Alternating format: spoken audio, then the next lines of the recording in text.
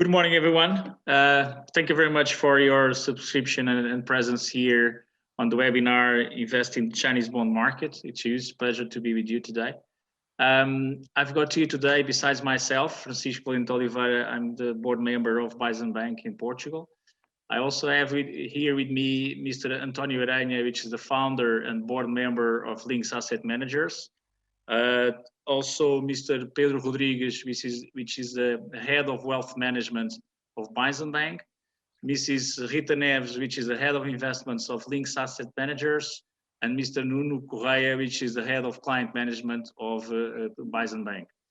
Now we are going to kick off a short video on the Bison Flexible China Bond Fund, and then we'll speak after. Bison China Flexible Bond Fund is a diversified bond fund that is exposed to the sovereign and corporate debt of the largest Chinese financial companies and institutions. The fund is available through three types of shares: in American dollars, euros, and yuan. Investing in the Bison China Flexible Bond Fund provides access to the largest Chinese institutions with high credit quality. Investing in the fund means having access to the economic potential of China and to the second largest bond market in the world, starting from a minimum amount of just 20,000 American dollars or 15,000 euros or 120,000 yuan.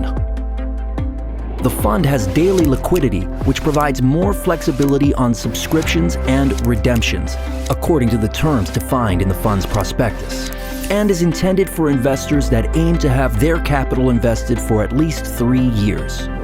By investing in the fund, you will have access to an experienced and dedicated management that will favor an adequate degree of diversification throughout different sectors of activity and market segments. Be part of an innovative fund and invest with us in the Asian bond market. Okay, so first of all, let me present myself. I'm the board member of Bison Bank here in Portugal. I have more than 25 years of experience on the investment banking markets. Also, I worked more than 16 years of Barclays in Portugal. Then I moved to a family office here in Portugal. Also, when I was in Bison Bank, I was also working in Portugal, Spain, London, and France. And then in 2016, I was invited by Bison Group in order to buy the license, what is today Bison Bank. So Bison Bank was born in 2018, July 2018. It's a bank that comes from the Bison Group, which has more than 15 years experience in the mainland China. A group that started with the media, healthcare, insurance, and also tourism sectors during these 15 years. And then there was the need to buy a banking license in order to complete the group. So this license was bought in 2018, as I mentioned, and the structure, our shareholder is a shareholder that is based in Hong Kong. And we have the license here. It's a full banking license here in Portugal, which is mainly dedicated to the client management, wealth management, and investment banking services. On the client management side, which we have here today, Mr. Nuno Correia, as I mentioned, we are is the front door and the main area to onboard clients and to manage the wealth of the clients. Then on the wealth management side, as we have here, Mr. Pedro Rodrigues, we'll have all the products and services to manage the wealth and anything needed for our clients. And then we have the investment banking area, which is an area that is more focused on the M&A, debt capital markets, and also on the valuation side. Finally, it's also important to mention that Bison Bank has a huge experience on the depository and custody service with more than 900 million of assets under management. And the main goal here today is to present to you the fund that we have together managed to build up with the Lynx Asset Managers. So it's with great pleasure that I pass the word to the founder of the asset management company, Mr. António Aranha. Hello, everybody. Good morning. It is a pleasure to be here with you. presenting Lynx. The good news is that I'm most experienced than Francisco, but the bad news is that I'm very old compared with him. So let's be focused on the Lynx activity. As you know, Lynx is an independent management company with majority of the participation belonging to the management team. It was founded in 2008 under the and it is a management company under the supervision of the Securities Market Commission. And we cover, with our license, we cover almost all the range of the funds in its activity. At the end of 2020, we managed about 46 different investment vehicles, and we have reached more than 1,074 million euros. Our organization is very simple. Each board member controls a single department, but every board cares as a whole with each and every department. We are for different areas, and we manage mutual open-end funds for vehicles, 2 specialized alternative investment funds, 8 real estate closed-end funds, 14 SICAVs, and 18 private equity and venture capital funds. Just to summarize a little bit of this type of funds, we have one treasury fund, which is a commodity only for cash management, one flexible conservative balanced fund based on bonds risk, 2 flexible balanced funds based on the stock risk and with different risk to return profiles, 2 specialized alternative investment funds.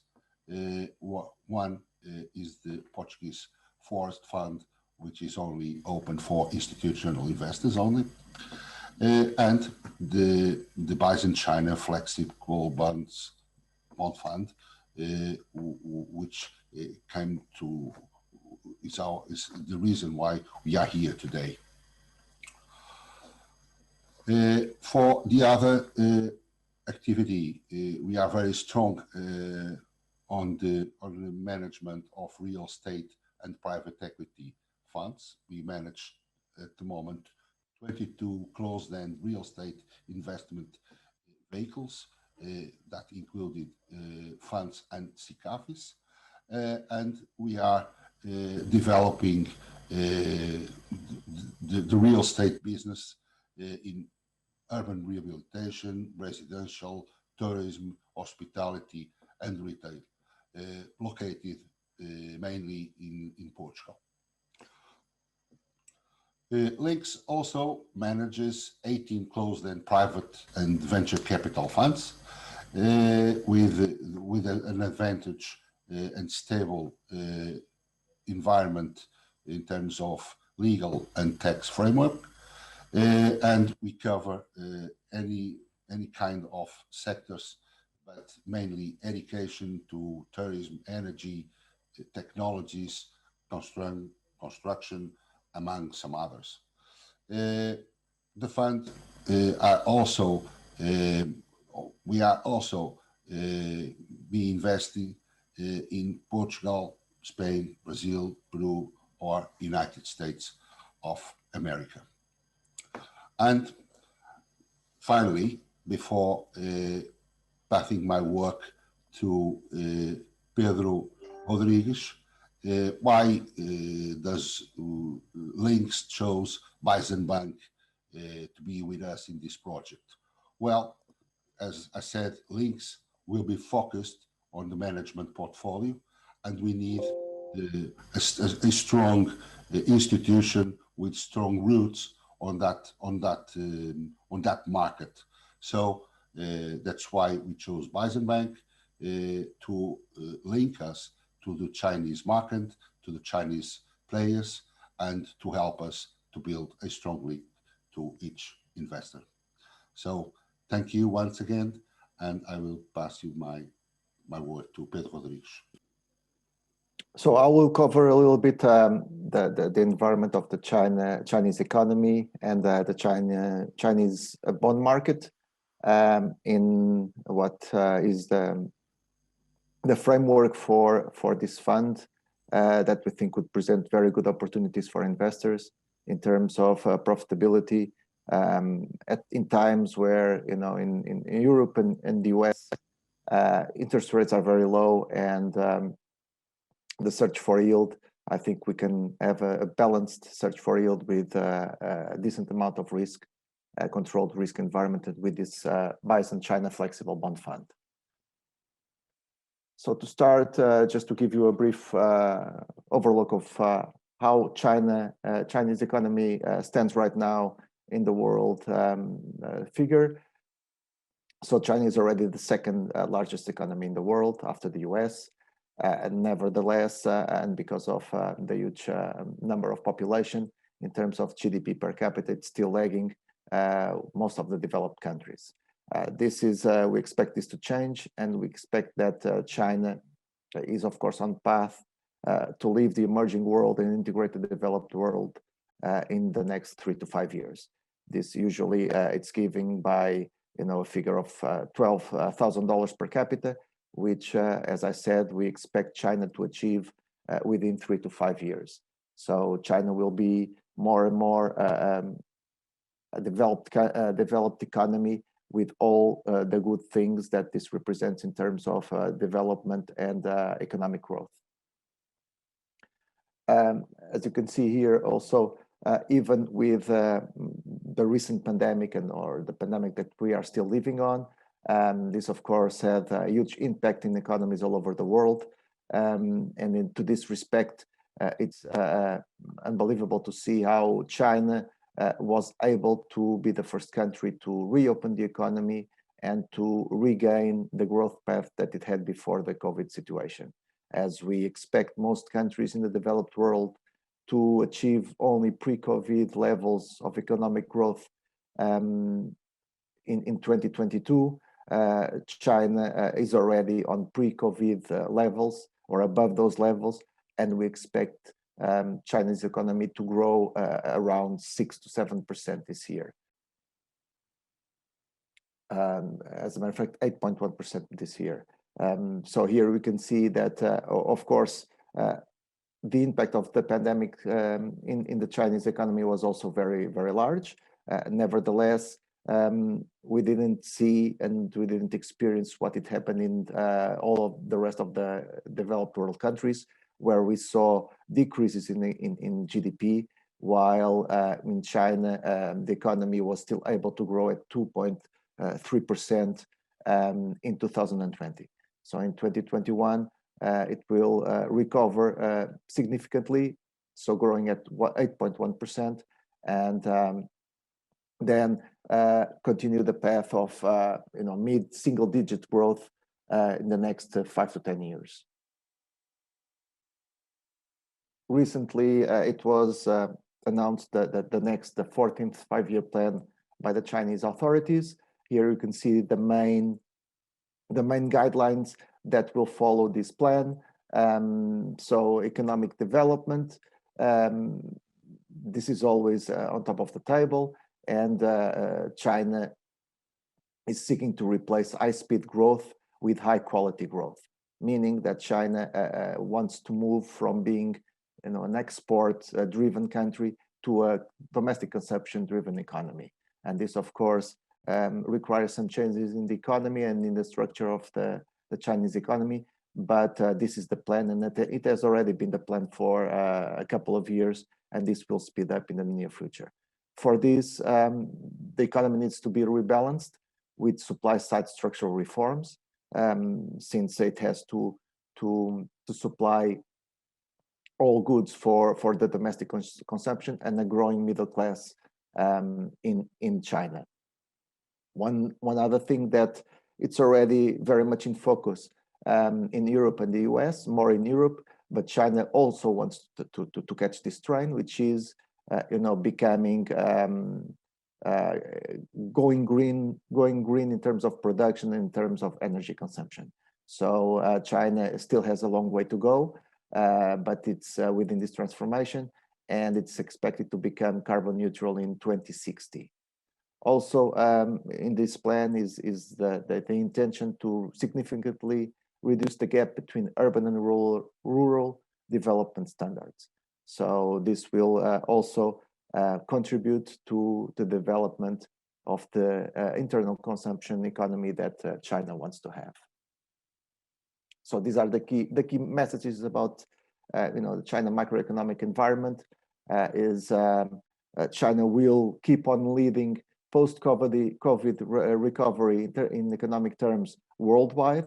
It will be the engine of the economic recovery. For this, it will have the support of the People's Bank of China, and that will remain supportive of and create the conditions for the recovery to be on track.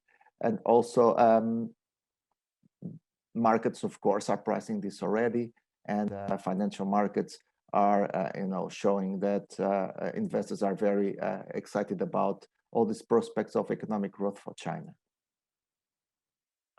In terms of what the Chinese bond market is concerned, similarly to the economic standards, the China bond market or fixed income market is already the second largest market in the world.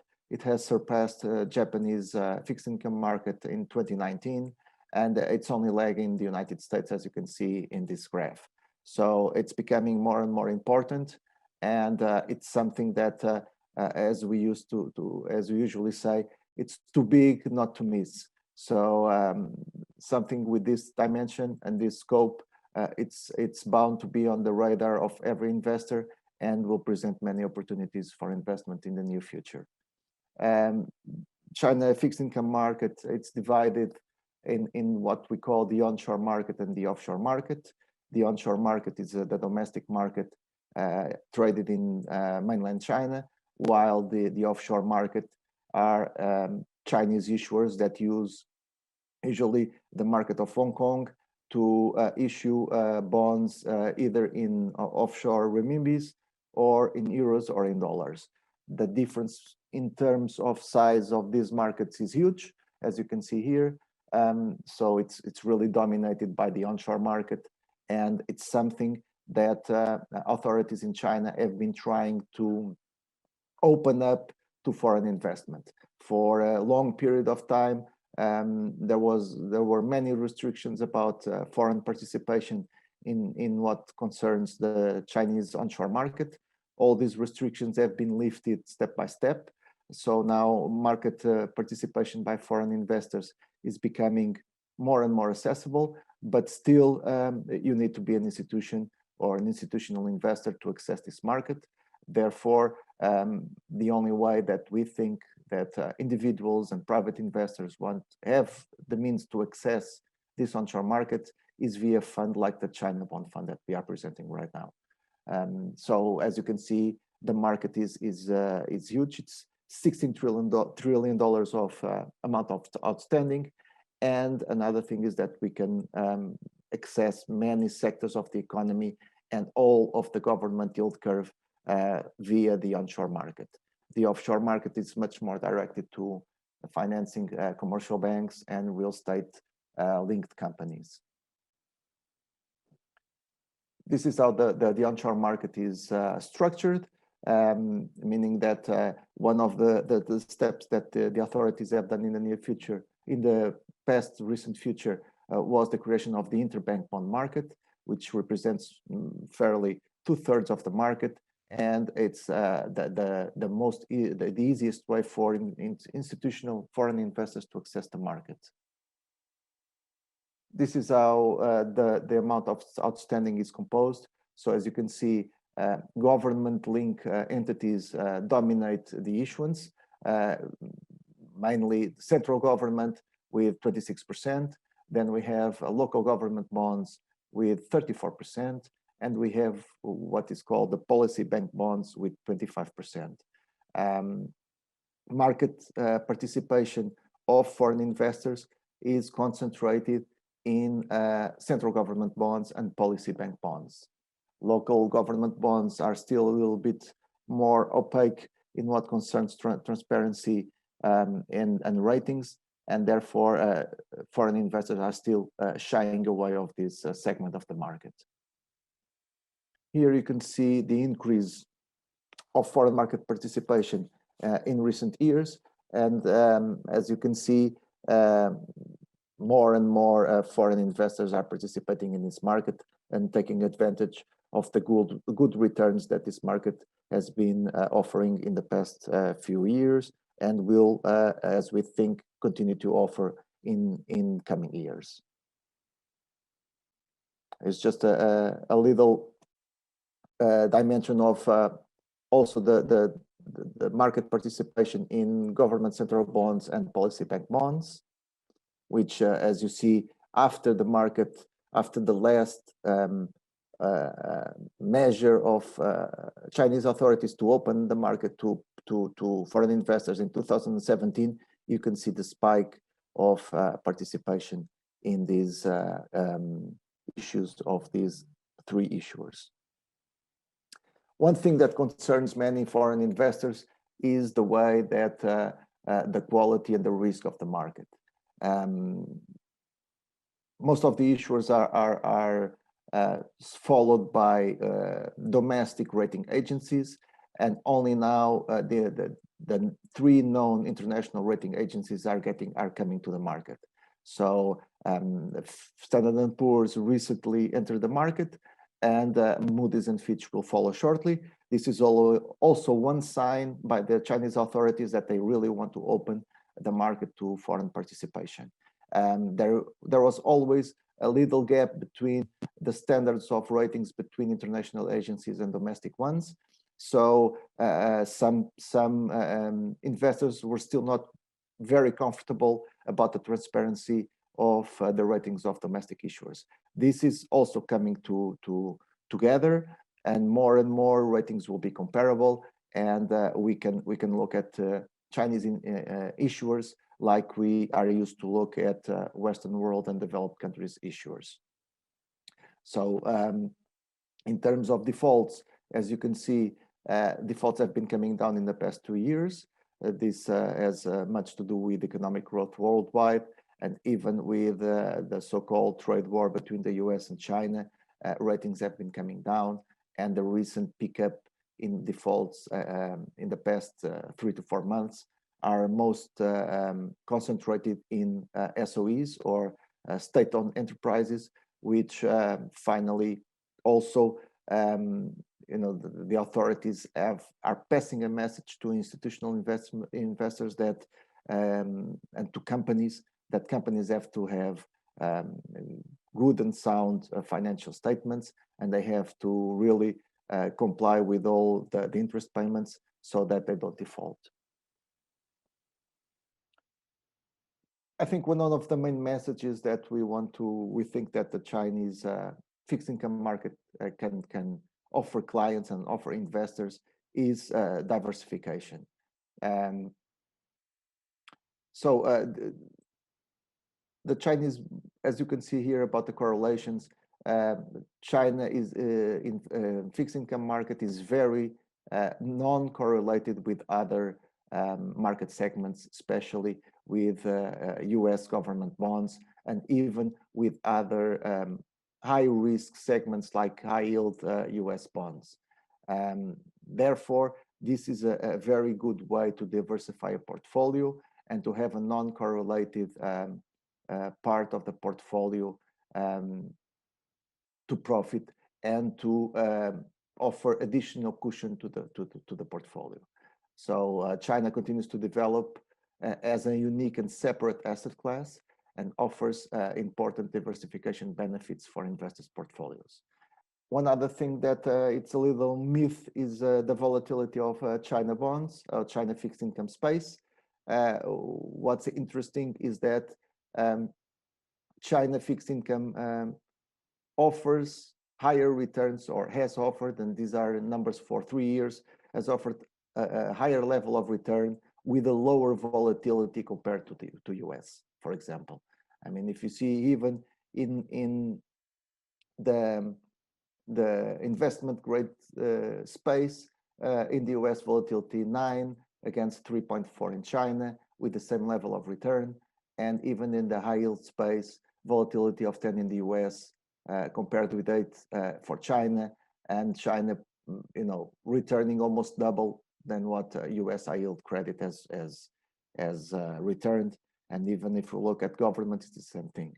So very low volatility for China compared to the US with higher returns. So this is almost a win-win situation, and it's something that we think will give this fund a very good prospect and the place in everybody's portfolios.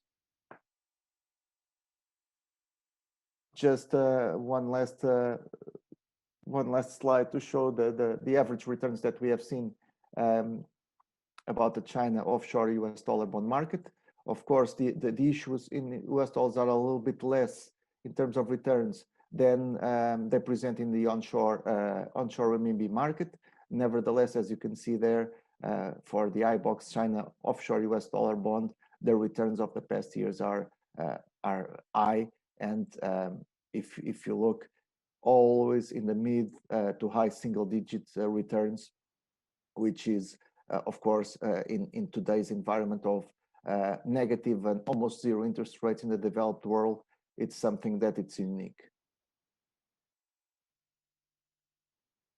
One last slide about the spreads and year-to-worst comparison between mainly China and the US, both for investment grade and high yield. And as you can see, there's still a gap between, in terms of spread and yield, between US and China. So we think that as China represents the engine of world economic growth, this differential will tend to tighten, will tend to decrease, and therefore we think that everybody can benefit from investing in Chinese fixed income space. Thank you very much. I pass the word to Rita Neves, that will explain a little bit better how the fund will be structured. Thank you. Thank you, Peter. Now I will explain a little bit how the Bison China Flexible Bond Fund will work. Investing in Bison China Flexible Bond Fund is a way of being invested, as Peter told, in the second largest economy in the world. Is a way of being invested in the second largest bond market of the world. Is too big to be ignored. Investing in Bison Flexible Bond Fund is a way of be investing in the diversified bond fund. The fund will invest in government and corporate debt of the largest financial companies and institutions. Be invested in this fund is a way of being invested in a dedicated portfolio with a manager by an experienced team with a minimum investment amount of $20,000, 50,000 euros, or 120,000 renminbi. The fund was specially designed to get access to the Chinese issuers with high credit quality. The portfolio will be, on average, largely exposed to the A- rating. This type of issuers generally have a considerable minimum investment amount greater than 200. So you can invest in a lot of issuers by the same amount of just one issuer if you do it alone by yourselves. The fund was specially designed to have a low operation costs. Summing up, the fund wants to capture the economic growth of China, carefully picking sectors and issuers, and to capture the expected positive impact of the increased weight of China in the main international index. The fund is an alternative open-hand fund under the Portuguese law. It's a flexible investment fund, which means has no constraints in terms of duration. The manager can invest along the Chinese yield curve according to the economic scenario, has no constraints in terms of index. The manager can pick carefully sectors and issuers. The fund will be dominated in 3 categories, A, B, and C. Each one corresponds to 3 different types of currencies, dollars, euros, and renminbis, which the fund can be redeemed, subscribed, or valuated. The main objective of the fund is to provide investors an actively managed portfolio composed by high-quality assets, very liquid. The fund will invest at least 80% of net assets in Chinese bonds funds diversified by issuers, sectors, and currencies. On average, the fund expects to reach above the benchmark 1%. The fund has its own benchmark, is a composite benchmark that is 50% of 2 years government debt interest rates of China, plus 50% of 5 years government debt interest rates of China. For instance, for example, if you have a 3 years daily average benchmark, returns around 2.9%. So it is expected that the fund on average gives for the same period a 3.9, around 3.9%.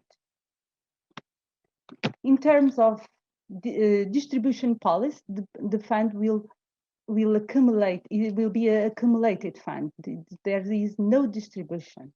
The minimum recommended investment periods will be 3 years. The manager, to have control of a fund risk return, will have some limits. The manager can invest up 100% in money market instruments and money market funds if increased just in extreme scenarios, because the fund will mainly be invested up to 50% in Chinese government bonds or state-owned enterprises, up to 30% in bonds issued by Chinese companies with investment grade ratings, and have 50% in bonds issued by Chinese financial institutions with investment grade rating. The fund can invest, the manager, up to 30% in bonds of high yield Chinese issuers and just up 10% in bonds of Chinese issuers with no rating. You can see the fund pretends to invest in high quality credit issuers. The fund can invest up to 50% of direct investment in renminbis. The other 50% has to be invested in dollars or euros. The fund manager also can invest up 20% in bond funds. Here we have an example of a portfolio where we can see the diversification of the fund and the quality of the fund. You will invest through a lot of issuers. We will invest between a lot of sectors, and you can have a diversification exposure by currency. In terms of risk, the fund will be dominated at risk 4. It means between 5 to 10% of volatility.